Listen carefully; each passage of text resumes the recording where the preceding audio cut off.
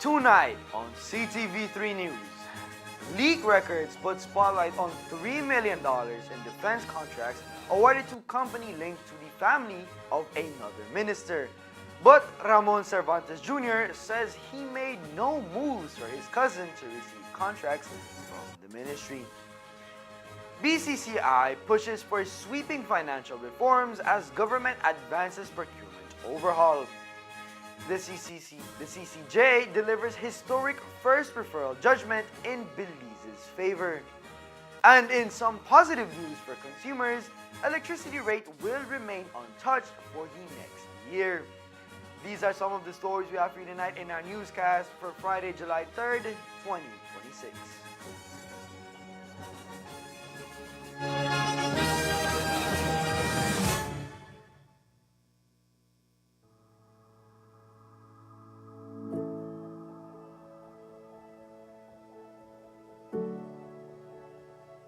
This donation means a lot to us. It's a huge capacity building.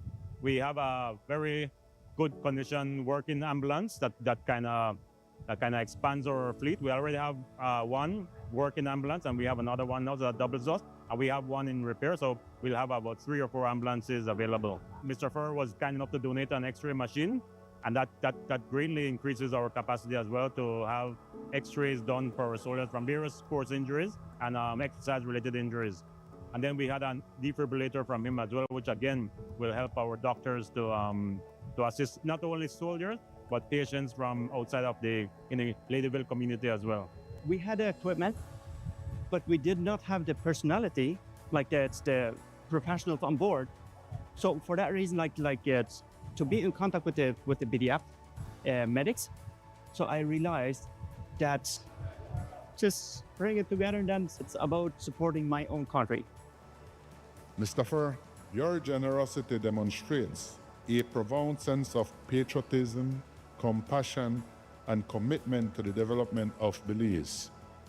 Your willingness to support the Belize Defense Force reflects your understanding in that the security and well-being of our soldiers is vital to the security and the well-being of Belize.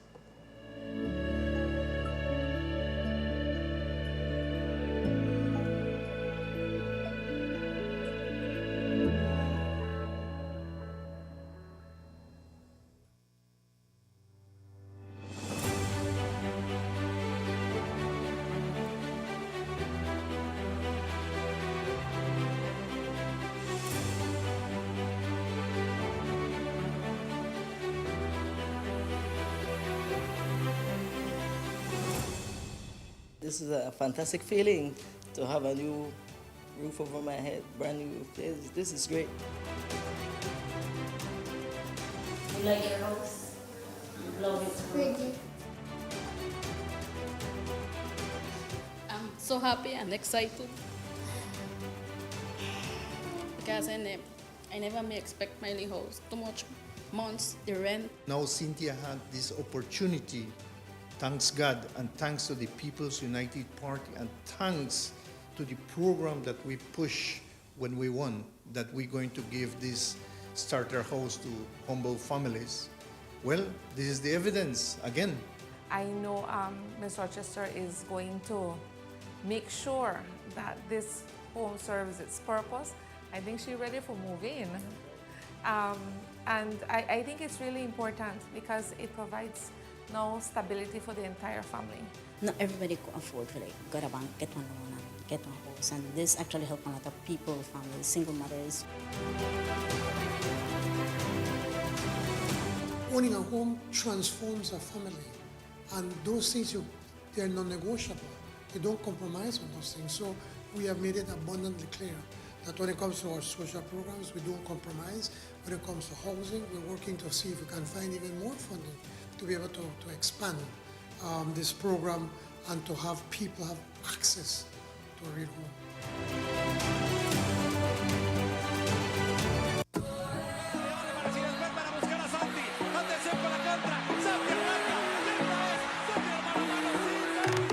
Gather your friends and watch the World Cup at Lamanai Riverside Retreat. Every game, every goal, every day, watch the world's biggest football celebration right here at Lamanai Riverside Retreat.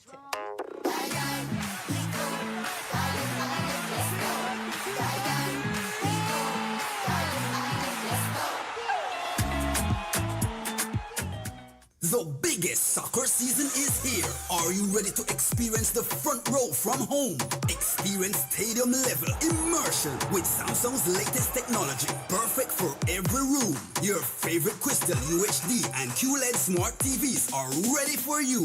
Now at the best price. From your 32-inch personal fan zone at just $369 to the massive 85-inch home stadium experience for only $2,579. We have the perfect upgrade for every fan. Get yours with confidence at Cellular World, the authorized distributor in Belize, and receive a 1-year warranty. Visit us today and take advantage of these promotions. Valid until June 15th. Upgrade to the front row at home. Experience with Samsung and Cellular World.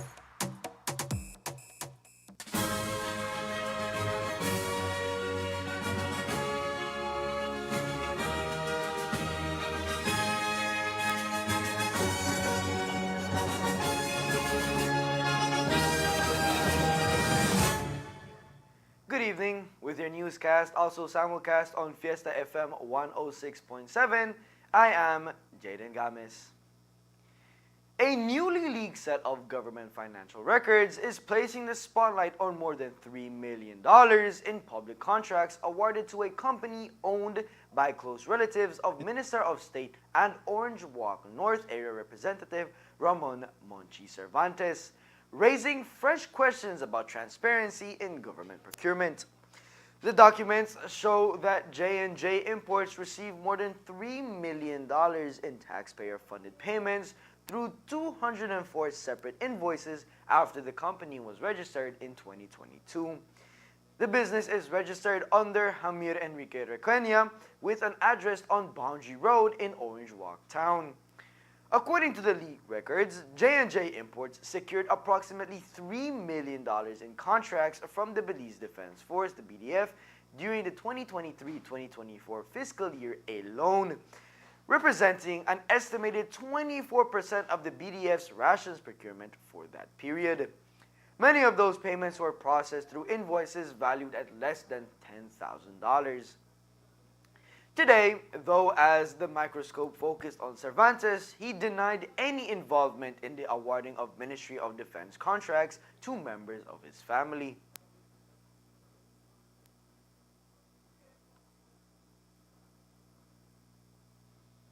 I know Jamir Requena. He's my second cousin. He's the son of my cousin. Were you instrumental in them receiving any contracts with the Ministry of Defense? No, not at all. Not at all. I have nothing to do with it. So you had no involvement in them getting the supply arrangement. They're the owners of J&J Imports. No, I had no involvement in that anywhere at all. Did they supply your constituents with pantry or any grocery bags? No, they don't. Did you speak to Minister Marine to give them a boost with the supply? No, I didn't speak to him. J&J Imports was registered on May 3rd, 2022 by your relatives, the Requenas. Was the company established to benefit the BDF supply companies? I don't know.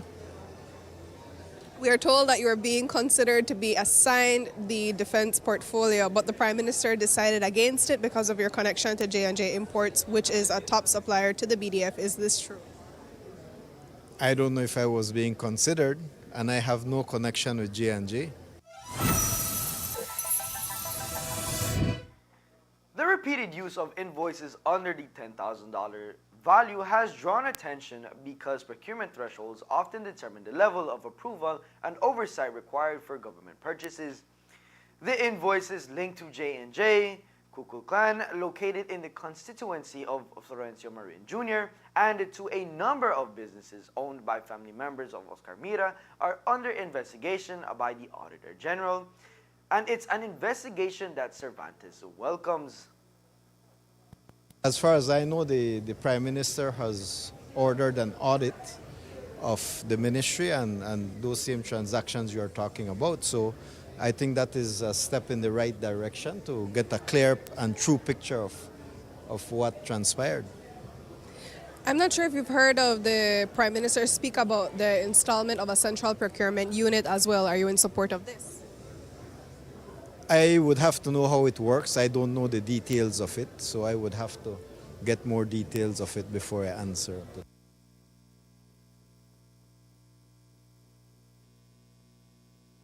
While the leak records have intensified public scrutiny over the awarding of defense contracts, no evidence has been presented showing that Minister Cervantes influenced the procurement process or that J&J Imports acted unlawfully.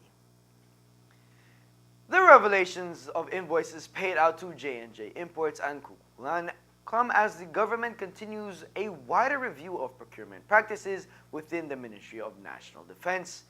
The leak records form part of that broader examination into how public contracts have been awarded. Contracts that have raised eyebrows and a pledge from Prime Minister John Briceño that the audit currently being carried out by the Auditor General will proceed without political interference, and warn that anyone found to have acted improperly will be held accountable regardless of their position.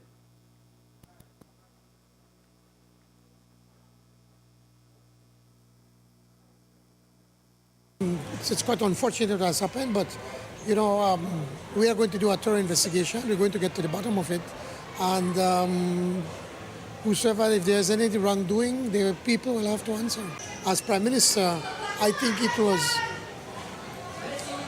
it was my responsibility to act quickly.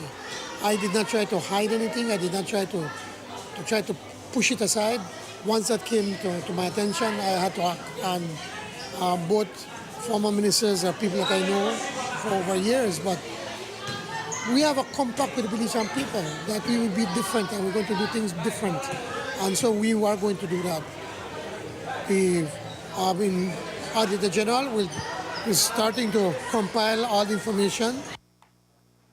As the government faces growing public attention over alleged procurement irregularities linked to the Mira Millions investigation, the Belize Chamber of Commerce and Industry, the BCCI, is urging immediate reforms to strengthen the country's financial management systems and prevent future abuses. In a letter dated June 29th of 2026, addressed to Prime Minister John Briceño, BCCI President Giacomo Sanchez outlined a 10-point proposal aimed at modernizing the government's financial oversight mechanisms. While acknowledging the administration's decision to launch a formal investigation into the matter, Sanchez described the move as a positive demonstration of accountability, but stressed that enforcement alone is not enough. According to the Chamber, the issues highlighted by the ongoing controversy underscored the need for long-term structural improvements to Belize's public financial management framework. Central to BCCI's recommendations is a significant upgrade to the government's Smart Stream accounting platform, or alternatively, the introduction of an automated monitoring and compliance system capable of identifying suspicious transactions before payments are processed rather than after funds have already been dispersed. The Chamber's proposed safeguards includes controls limiting the number of invoices processed for the same supplier within a single business day, systems that automatically detect unusual payment patterns, mechanisms to identify duplicate payments, and a maker-checker process requiring independent approval for payments exceeding a specific value. Additional recommendations focus on strengthening accountability through comprehensive audit trails, tighter role-based access controls, and regular independent reviews of government financial management systems. The BCCI emphasized that many of these measures could be introduced immediately, noting that they do not depend on the outcome of the current investigation or the cabinet-approved review for procurement regulations. In this letter, the Chamber reminded the Prime Minister that effective governance extends beyond legislation. Strong governance is not achieved by legislation alone. It is built on robust institutions, modern and well-secured systems, and a culture of accountability at every level of public administration, the letter stated. The Chamber's recommendations come as the Briceño administration is preparing to introduce its own major reforms to the government's procurement process. Speaking to reporters on Wednesday, Prime Minister Briceño announced that Cabinet will soon consider the establishment of a central procurement unit developed with support from the Inter-American Development Bank.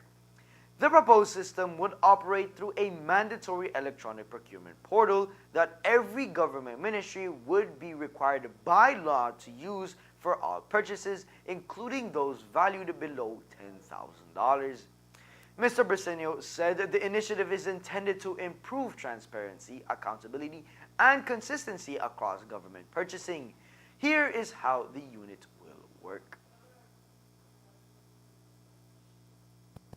First of all, on next week, Tuesday, I have asked the Financial Secretary, we're going to have the Financial Secretary, the Contractor General, and the Auditor General to come in to talk to Cabinet to explain to them the FARA, the Finance and Audit Reform Act, the store supply, the store control supply, and the financial orders. And during that presentation, I'm also bringing in the CEO so that both the CEO and the Minister have a direct understanding of what can be done. The following week, on the 14th of July, we are going to present a project that we have been working through my ministry to the Central Execution Unit. We're coming up with what we call a Central Procurement Unit. It is a project we've been working with the IDB and looking at how other countries have been doing procurement for the country successfully. In short, what will happen is that there's going to be a electronic window so that every ministry will be required or compelled by law that they have to put it there to the public.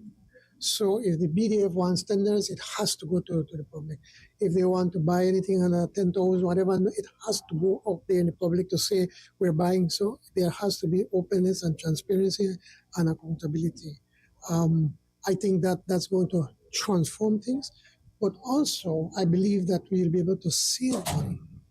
Why do I say that? Well, because right now, different ministries buy from different vendors, and there's generally a 20% discount, and in many instances, the government does not get that 20% discount, or 10%, whatever discount. According to the Prime Minister, the new framework would include 3 separate oversight bodies, one responsible for establishing procurement policies, another to monitor compliance, and a third tasked with auditing the system. Despite the timing of the announcement, the Prime Minister maintained that the planned procurement reforms are unrelated to the ongoing Meta Millions investigation, insisting that the modernization effort had been in development independently of the case.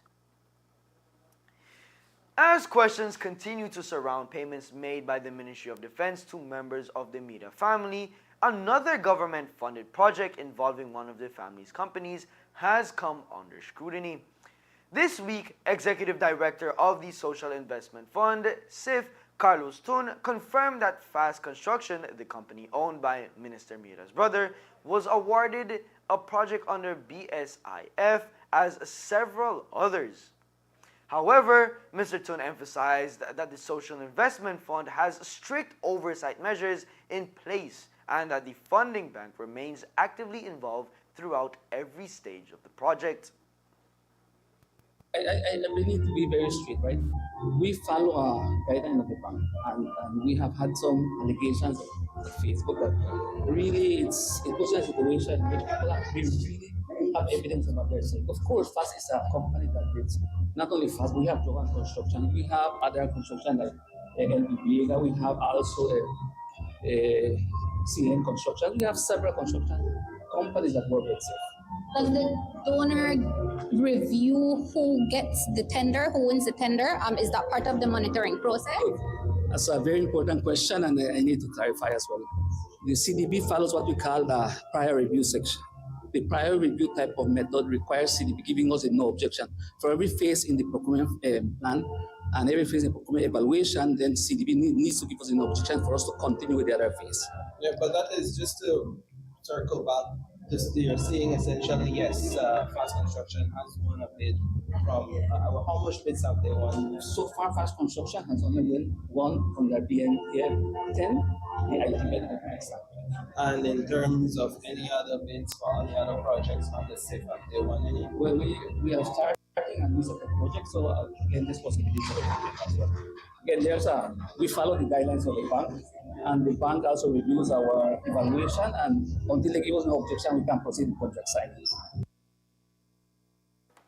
According to Mr. Tsun, the bank monitors the project from its inception through implementation to completion, ensuring that procurement procedures, financial management, and project execution comply with all established requirements. Reiterating the position expressed earlier this week by Prime Minister John Briceño, Foreign Affairs Minister Francis Fonseca says he believes the Office of the Director of Public Prosecutions made the correct decision to discontinue the recent cyberbullying case. Speaking about it this week, Mr. Fonseca said the government supports the DPP's decision, noting that the case highlighted uncertainties within Belize's existing cybercrime legislation. He said the outcome underscores the need to review and clarify the law to ensure there is no ambiguity in how it should be interpreted or enforced.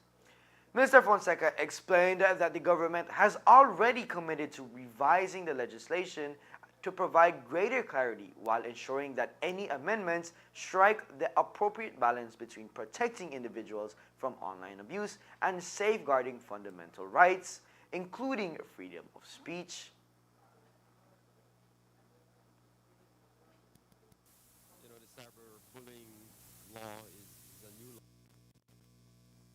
The cyberbullying law is a new law, and I think people don't fully understand how it should be used and applied. I think that's important that we get a better understanding of how it should be used and applied. I certainly I'm glad to see that matter has been, I think that's disposed of now. The DPP has indicated that I think Mira himself withdrew the charges, but the DPP also pronounced that the charges would be dropped. And so I think that's the right thing happened at the end of the day. And I think, as I said, we all have to understand better how the cyberbullying law can be applied and used. The minister said updating the law will help avoid similarly legal uncertainties in the future and provide clearer guidance for law enforcement, prosecutors, the courts, and the public. Coming up next, Belize launched new national unit to crack down on gang violence. Stay tuned.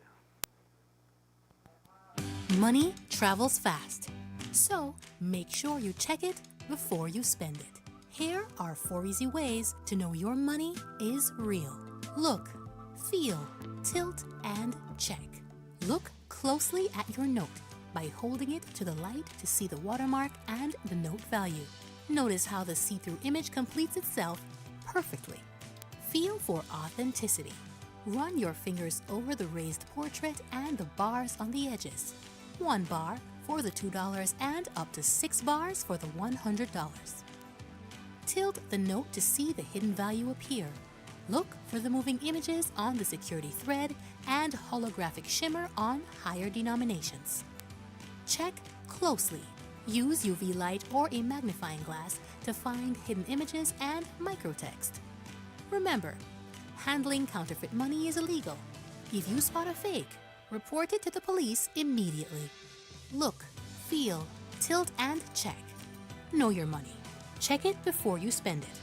A message from the Central Bank of Belize.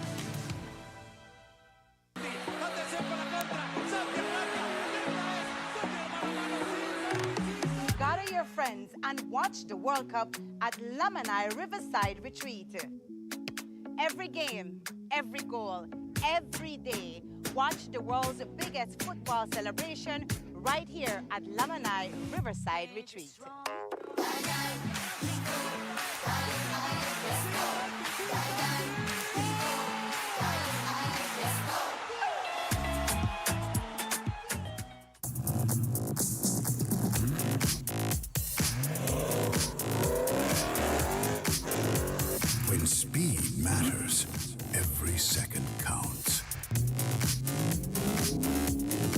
Get ahead with ExpressNet. Fast, reliable, ready when you are.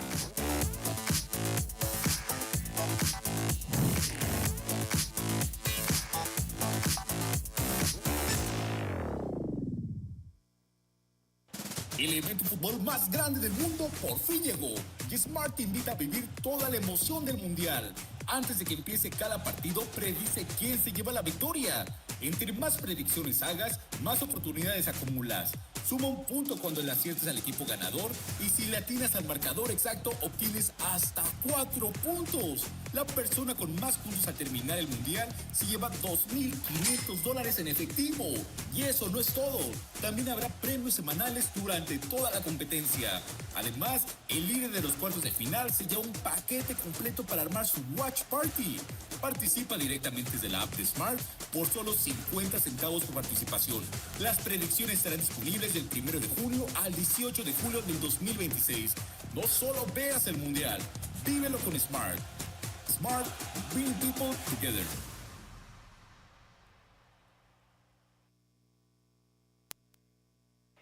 In a significant move to strengthen the country's response to gang-related crime, the Belize Police Department has unveiled a newly established national unit designed to enhance intelligence-led policing and enforcement against violent offenders. The new Violence Prevention and Enforcement Team, VPAET, was formally announced through a memorandum issued by the Office of the Commissioner of Police. The specialized unit will operate independently as a national formation and will be led by Assistant Superintendent of Police Rodney Jones. As part of the restructuring, the Special Patrol Unit assigned to the Eastern Division, along with the San Pedro Special Patrol Unit, will now fall under the VPAET's command. The reorganization is intended to streamline operations and strengthen the police department's ability to address gang activity and other serious criminal offenses. According to the police, the VPAET will focus on identifying and managing high-risk offenders through coordinated intelligence, targeted surveillance, preventative patrols, proactive community engagement, and strategic enforcement operations. The unit's primary objective is to disrupt criminal networks, weaken gang leadership, prevent violent incidents, and reduce the occurrence of serious crimes across the country. Assistant Superintendent Jones will report directly to Senior Superintendent Christopher Noble, who has been tasked with overseeing the department's leadership intelligence units, the Gang Intelligence, Investigation, and Interdiction Unit, the GI3, and the newly created VPAET. Police officials said placing the three specialized units under a unified command structure is expected to improve communication and intelligence sharing, eliminate overlapping responsibilities, and ensure a more coordinated and effective response to organized crime, gang violence, and other major public safety threats. The United States has begun releasing millions of sterile flies as part of an aggressive effort to combat the spread of the New World screwworm, a parasitic pest that has recently entered U.S. territory and poses a significant threat to livestock and wildlife. The sterile insect technique, which has been successfully used in the past to eradicate screwworm populations, works by releasing sterilized male flies into affected areas. When these males mate with wild females, no offsprings are produced, causing the pest population to gradually decline. Speaking today, week on the Belize's response to the screwworm outbreak, Minister of Agriculture, Food Security and Enterprise, Rodwell Ferguson, said the ministry has remained vigilant and continues to closely monitor the situation within the country. This screwworm disease has become endemic now in the region, and it reaches Texas in the United States a couple of weeks ago. And so they recognize now it is time to start to figure out how they can release the sterile flies into society to be able to mate with the female flies. But I just read this morning that even these female flies recognize the sterile flies. And so they don't want to mate with them. So that might make it difficult. If they recognize that, then the spread will continue because it's has become endemic across the region. So we are hopeful that there is a plant in Mexico that was recently, I think, inaugurated, and one in the US. So we are hoping that once the US release those flies in the entire region, it will benefit Belize and other countries in the region.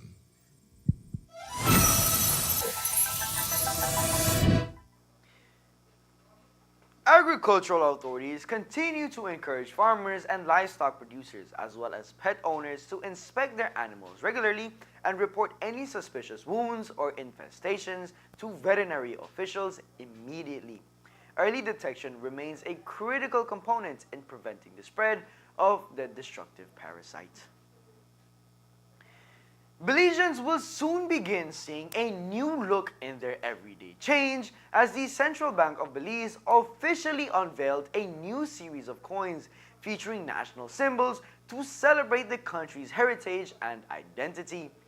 The redesigned coins incorporate iconic Belizean imagery intended to reflect the nation's culture, history, and natural beauty. Officials say the new currency is part of an effort to strengthen national identity while showcasing the symbols that make Belize unique. Commenting on the new designs, Foreign Affairs Minister Francis Fonseca welcomed the initiative, describing it as a positive step toward promoting civic pride. Mr. Fonseca said the images featured on the coins serve as daily reminders of Belize's history, achievements, and shared national identity. Support that. I think that's important. We have fantastic national symbols. And as you know, we hardly use the coins anymore. But I think it's a good, again, I think it helps to build our culture, support our culture, and I think so. I certainly support that decision. The new coins will be introduced into circulation gradually, allowing them to circulate alongside existing currency as they enter everyday use.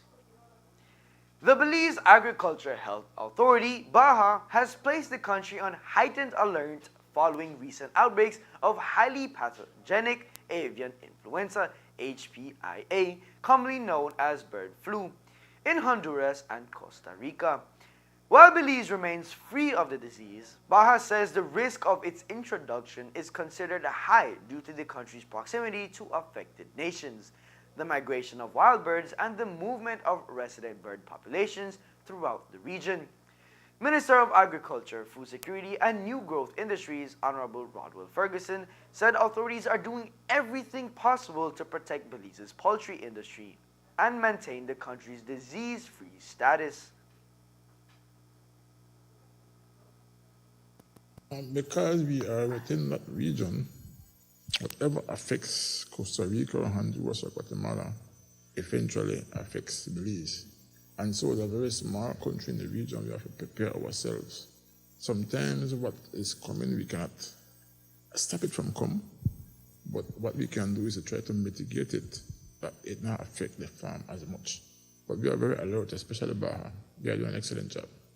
Can you talk about some of the measures that you guys have put in place already in keeping Belize free? Yeah, so it is difficult to keep Belize free, but I say it is to mitigate.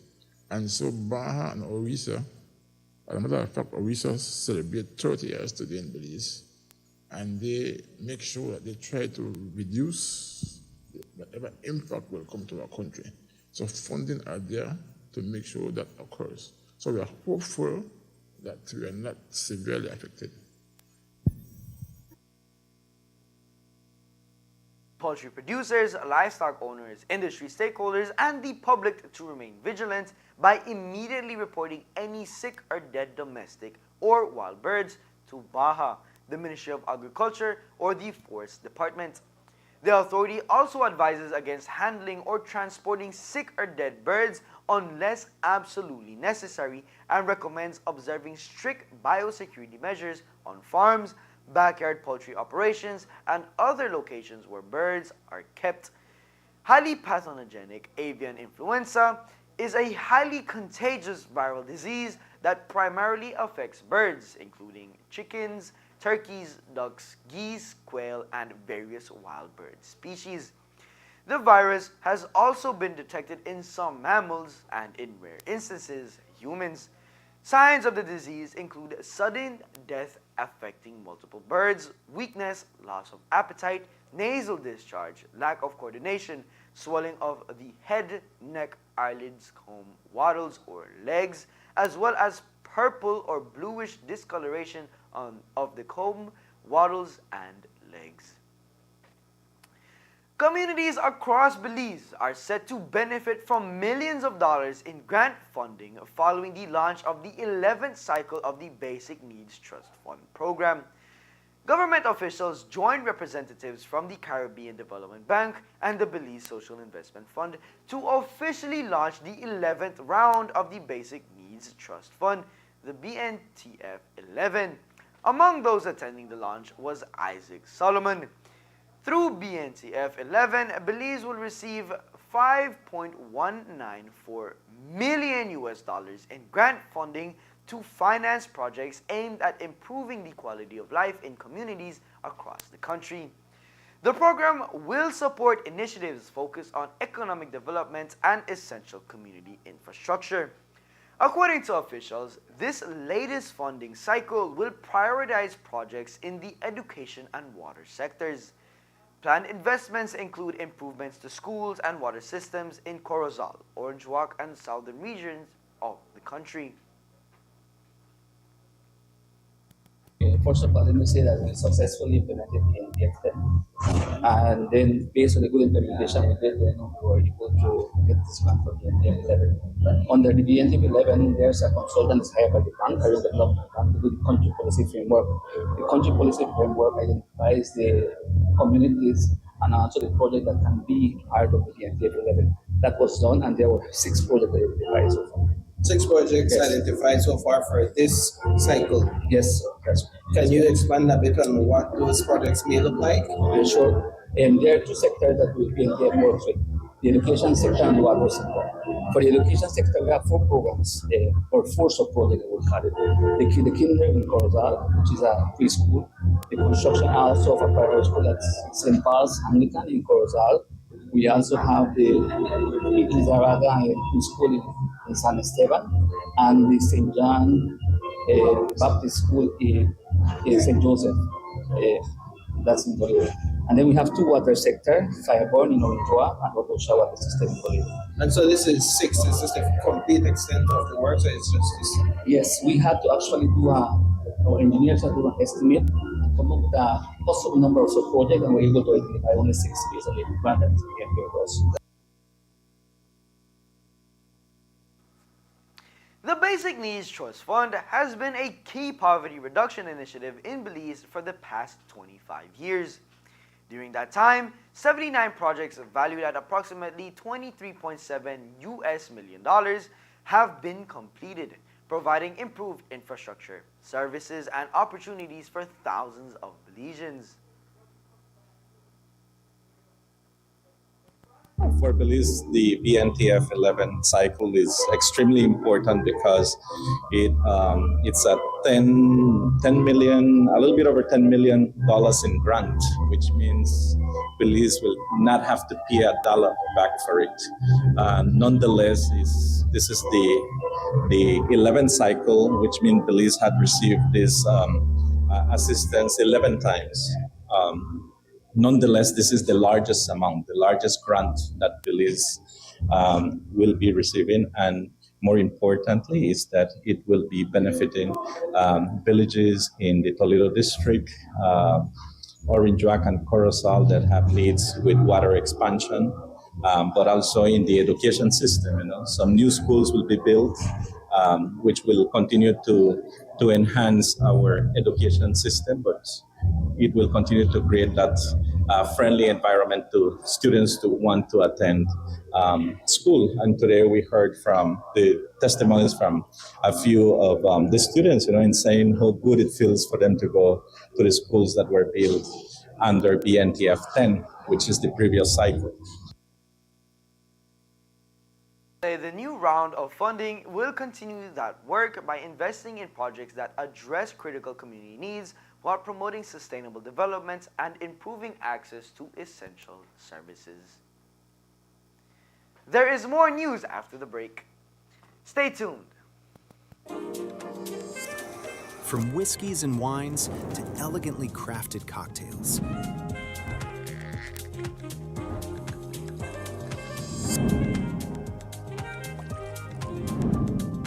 Paired with charcuterie boards and perfectly seasoned steak bites, and much more. Perfect for celebrations, quiet nights, and every special occasion in between. 7 Notes Wine and Spirits, where every sip hits the right note.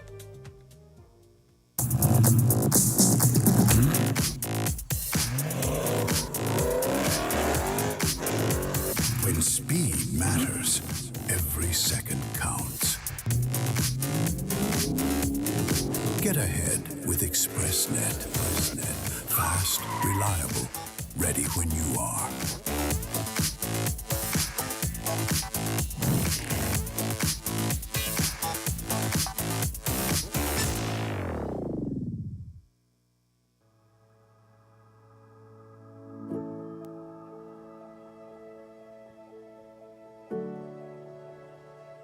This donation means a lot to us. It's a huge capacity building. We have a very good condition working ambulance that kind of expands our fleet. We already have one working ambulance, and we have another one now that doubles us. And we have one in repair, so we'll have about 3 or 4 ambulances available. Mr. Fur was kind enough to donate an X-ray machine, and that greatly increases our capacity as well to have X-rays done for our soldiers from various sports injuries and exercise-related injuries.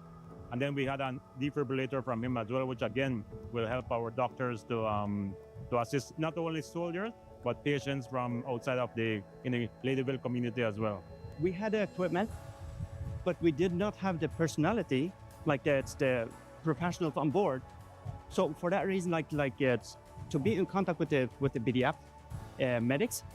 So I realized that just bring it together, and then it's about supporting my own country.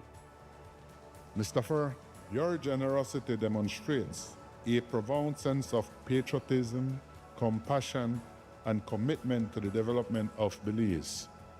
Your willingness to support the Belize Defense Force reflects your understanding in that the security and well-being of our soldiers is vital to the security and the well-being of Belize.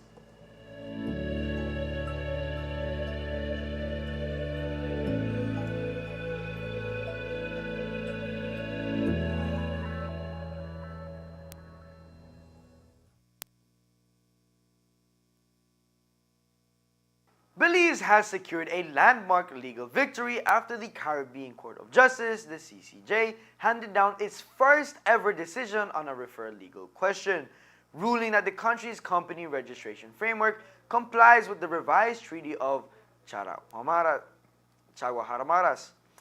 The judgment, delivered virtually today, arose from a constitutional challenge before the Belize High Court involving Belizean businessman G. Anwar Barrow and 7 Belize-registered companies.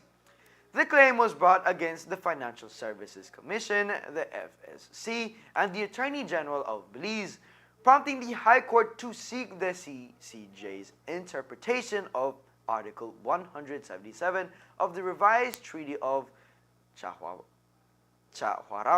There you go. At the heart of the dispute were Belize's registration requirements for companies with shareholders or directors from other CARICOM member states. The claimants argued that those businesses faced unfair commercial disadvantages because they are required to maintain a registered agent in Belize, submit corporate filings exclusively through that agent, and pay related fees in US dollars. According to the claimants, these obligations amounted to unequal treatment in comparable commercial transactions, contrary to Article 177 of the treaty, which prohibits discriminatory conditions that could distort competition within the CARICOM single market and economy. However, the CCJ unanimously dismissed those arguments, finding that Article 177 does not prevent CARICOM member states from imposing regulatory requirements such as maintaining local registered agents or required filing through those agents. In its ruling, the court clarified that Article 177 is intended to address anti-competitive conduct by businesses rather than regulatory measures enacted by governments. As a result, Belize's company registration regime was found to be consistent with the treaty's provisions. The decision allows Belize to continue enforcing the Financial Services Commission's registered agent requirements for companies with CARICOM connections, preserving the existing regulatory framework governing corporate registration. With the legal question now settled, the constitutional challenge will return to Belize High Court for further proceedings. The Public Utilities Commission, the PUC, has issued its initial decision on Belize Electricity Limited's BEL tariff submission for the 2025-2026 annual tariff period, approving the company's proposal to keep base electricity rates unchanged while introducing a new cost of power adjustment (COPA) mechanism. The decision means that residential and commercial customers will continue paying the current base electricity rates. However, monthly bills will now include a separate adjustment that reflects fluctuations in the cost of purchasing electricity from suppliers such as Mexico's Comisión Federal de Electricidad, the CFE, and other independent power producers, IPPs. According to BEL, the cost of purchasing electricity represents the largest expense in delivering power to consumers across Belize. The company says the new adjustment mechanism will allow these costs to be covered more efficiently, helping to maintain the financial stability of the electricity system, ensure timely payments to suppliers, and reduce the risk of service disruptions. The newly approved COPA is designed to provide greater transparency by showing customers exactly how changes in power procurement costs affect their monthly bills. BEL emphasized that the adjustment is not a permanent surcharge. Instead, it can increase or decrease depending on actual electricity purchase costs. When power costs exceed the reference cost established by the PUC, a limited adjustment may be applied. If the cost of purchasing electricity falls below the approved benchmark, customers will receive credits through lower electricity bills, as those savings will be passed directly to consumers. Under the approved tariff structure, customers are expected to benefit in several ways. Base electricity rates will remain unchanged, providing price stability for households and businesses. The cost of power adjustment will appear as a separate line item on electricity bills, giving customers a clearer understanding of how fuel and energy procurement costs influence their monthly charges. Additionally, the government has announced that the cost of power adjustment will be exempt from the General Sales Tax or GST, a move intended to lessen the financial impact of changing power costs on consumers. BEL also noted that it continues to invest alongside the government in utility-scale renewable energy projects that are expected to lower electricity costs over time. Should those investments result in lower power procurement expenses, the savings will be reflected in reduced customer bills. To help protect consumers from sudden spikes in electricity costs, the COPA mechanism incorporates a 6-month rolling average to smooth the short-term price fluctuations. The adjustment is also capped at approximately plus or minus 1.5 cents per kilowatt hour, limiting impact of sharp increases or decreases.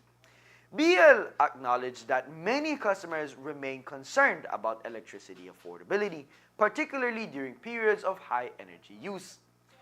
The company says the new adjustment mechanism offers a fairer and more transparent approach to reflecting the true cost of power while ensuring customers benefit whenever electricity purchases cost decline. And that's the news. We invite you to join us for another newscast on Monday, July 6th here on CTV3 News and Fiesta FM 106.7. Remember that to read a text version of the news, you can visit our website at www.ctv3belizenews.com. You can also log on to our Facebook page for current stories at facebook.com/CTV3BelizeNews. Or you can visit our YouTube channel at CTV3 NEWSBZ. From all of us here at CTV3, have a safe and pleasant weekend. Thank you for watching and listening, and have a splendid night.